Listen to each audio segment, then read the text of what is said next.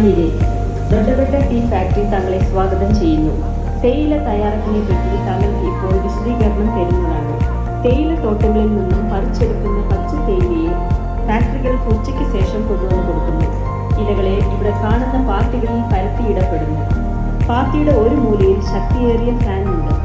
ഈ ഫാനുകൾ പ്രവർത്തിക്കുമ്പോൾ തണുത്ത കാറ്റും ചൂടുള്ള കാറ്റും ചേർന്ന് പാത്തിയുടെ താഴത്തെ ഭാഗത്ത് കൂടി വന്ന് ഇല നീരാവിയായി പോവുകയും ഇലകൾ വാടുകയും ചെയ്യുന്നു. ഈ ഇലകൾ ഒരു ദ്വാരത്തിലൂടെ റോട്ടോർ വാൻ എന്ന യന്ത്രത്തിൽ ചെന്ന് ചേരുന്നു. റോട്ടോർ വാൻ ശക്തിയുള്ള ഇരുമ്പും പിച്ചളയും കൂടി കലർന്നതാണ്. ഈ യന്ത്രത്തിലൂടെ ഇലകൾ കടന്നു പോകുമ്പോൾ ഇലകൾ നീങ്ങിപ്പിഴിഞ്ഞ് പുറത്തു വരുന്നു. പിന്നീട് ഈ തേയില CTC എന്ന യന്ത്രത്തിലേക്ക് എത്തുന്നു. CTC പദത്തിന്റെ വിവരണം അറിയാൻ ആഗ്രഹമുണ്ടാകുമല്ലോ.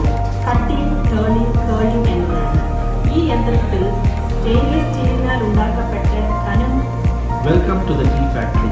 The process of tea manufacture consists of several stages. The first stage is withering, which means the removal of moisture. The leaf is spread on the withering troughs, and high velocity fans blow air through the leaves, whereby 30% of moisture is removed. The withered leaf is then passed through a tube to the rotor beam below. The rotor beam is a machine which crushes and squeezes the leaf.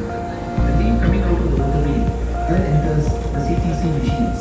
CTC means cutting, turning and curling.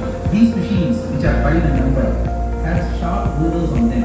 They cut, turn and curl the leaf while it passes through them.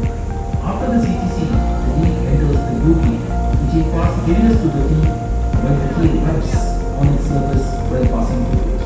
The tea then enters the oxidation area, where it is collected in stainless steel trays and allowed to remain there for almost a year. During oxidation,